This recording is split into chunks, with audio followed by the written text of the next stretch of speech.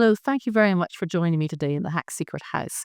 I'm joined by Thessy Mehrain, who is the founder of Women in Blockchain all the way back in 2016, a long time ago. So, Thessy, we're here at 2025 in East Denver.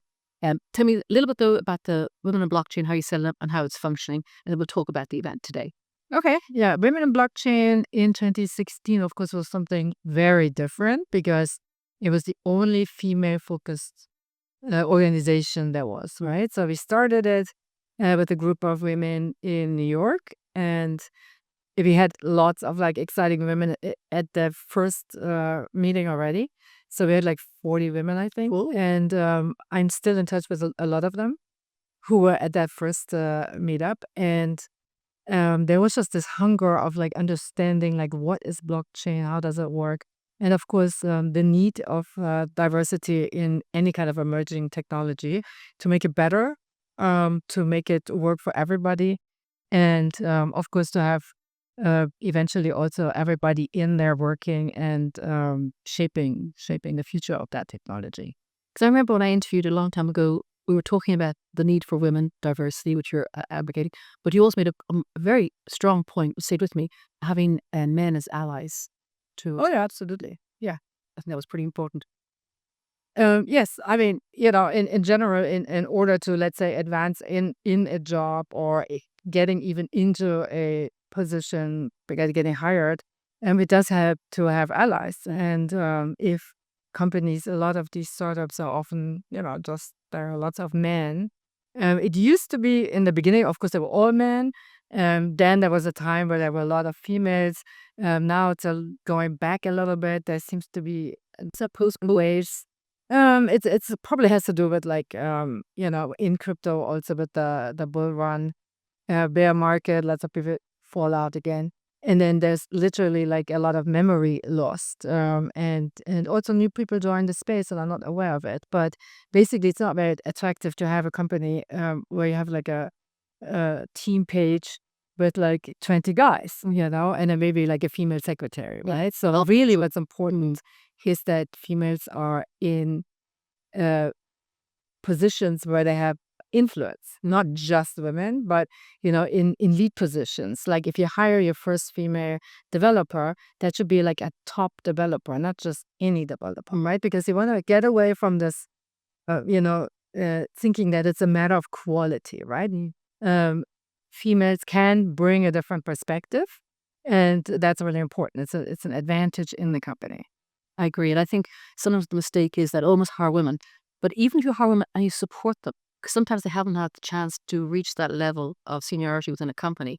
But if you bring them in and support them, don't let them flounder. Oh, yeah. But I mean, ideally, hire lead positions with women, and then those women can also support the next round of women. And males have been amazing allies. You just have to let them know. If you work and this is typical for all companies. I worked in the investment bank before, lots of males. But if you have allies in the company, like mentors, then we have very good experiences with males. It's not like they don't want to. Yes. They're very good at it. It's a good point to make, though. I think that's important. Yeah, very important. So now we're here today at East Denver at the Hack Secret House, and we've had two very interesting presentations. So perhaps we're going to talk about them. The Grassroots Economics Foundation, Jambi, all the way from Kenya, speaking. Do you want to share with some of the stuff that she said? Yeah, this was actually quite nice. Two lightning talks. And initially when I put that together, I was like, okay, there's one on grassroots economics, a community in Kenya that I have been following for many years, actually, since 2019, and they have been working even longer. Communities building collaborative economies, eventually putting some of it on the blockchain. And so it was really beautiful. Jambi was talking about her Kenyan family and was explaining some of the concepts also from the culture, right? Like how collaboration is really important, and how this actually informed the economic system that they built, and how they, created vouchers and commitments and eventually put some of this on the blockchain to make it scalable and to help, others taking into it and creating value. And this talk was followed by Lisa Laut's talk about AI and privacy. And it actually came together really interestingly because Lisa made this point about we have to be collaborative also in AI, because otherwise, if and this is also something that I strongly believe, uh, if we literally have to look at the female principle and the male principle, one being, and not neither one of these principles is all by any gender, but one is the male principle is about domination, female principle is about collaboration, right? And blockchain technology, for example, is a very uh, decentralized distributed technology, which is actually perfect for collaboration. Um, and now when we discuss AI, we want to make sure that we have a collaborative approach to AI and that we build AI for collaboration because we can't win against AI if it's a domination play because AI is going to be smarter than us, right? But we can actually enhance humanity if we use it as a collaboration. And then from that conversation, he came back actually in a beautiful way to what we heard before from Jambi.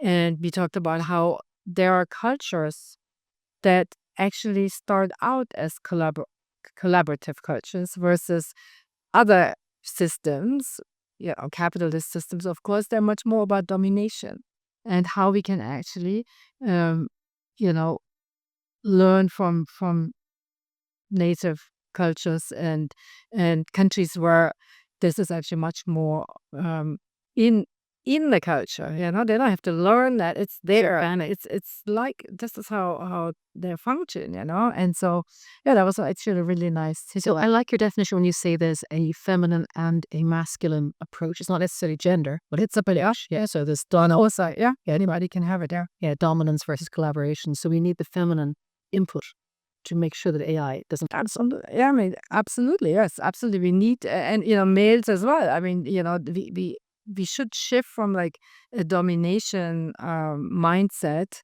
like who is the winner and the winner takes all, to a collaborative mindset. Like, how can we actually enhance our life together, right? It's not about winning because, like I said, if we inform AI from a domination point of view, we're going to lose that game. Yeah, yeah, perfect. Thank you so much for your time. Sure. It's been excellent. Thank you, Thessy. Thank you.